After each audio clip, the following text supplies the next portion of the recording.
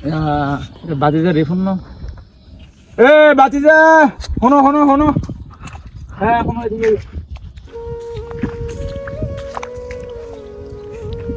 আসসালামু আলাইকুম চাচা। ওয়ালাইকুম সালাম। আচ্ছা কি অবস্থা, আছেন নি ভালো? আছি আলহামদুলিল্লাহ ভালোই।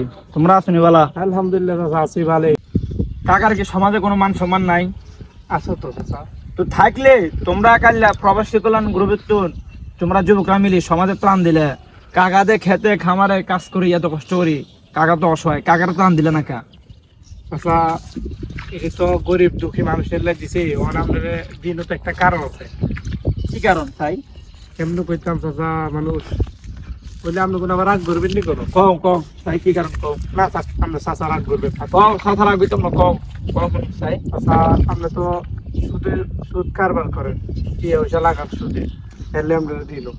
চাচা কথাটা শোনেন, আমি কিটা কই যে আপনি সে সুদের কাজ কারবার করেন, সুদের যে লেনদেন করেন এটি সারে দেন। আপনারা আমরা প্রবাসীরা যুবকেরা সবাই মিলে আপনারা সহযোগিতা করবো। এই যে আপনি ক্ষেত খামারে কাজ করেন এটা আর করার লাগবে না। কাকা তোমরা প্রবাসী কল্যাণ গ্রুপের তো তোমরা বছরে কবার ত্রাণ দাও? দুইবার দুইবার যে ত্রাণ দাও, কত টাকা ত্রাণ দাও? 1000 করে। 1000 করে ত্রাণ দাও। কাকা সম্পর্কে তোমার কোনো ধারণা আছে? না চাচা কর না, শুনি না।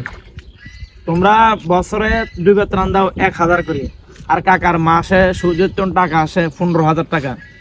15,000 টি আইলে বছর আইয়ে 1,80,000। 1,80,000 টি আনলাই তোমাকে প্রবাসী কল্যাণ গ্রুপের ত্রাণ, তোমরা যুবকের ত্রাণ 1000 টিয়া ত্রাণ আনলাই, আর 1,80,000 টাকা ফালাই দিমু ফন্ডিতি করো। চাচা শোনেন, তাহলে তো আপনি হিসাব ভালোই জানেন, তাহলে আরেকটি হিসাব করি। রাসূল সাল্লাল্লাহু আলাইহি সাল্লাম বলেছেন যে 1 টাকা সুদ খাচ্ছে 70টা গুনাহ করছে।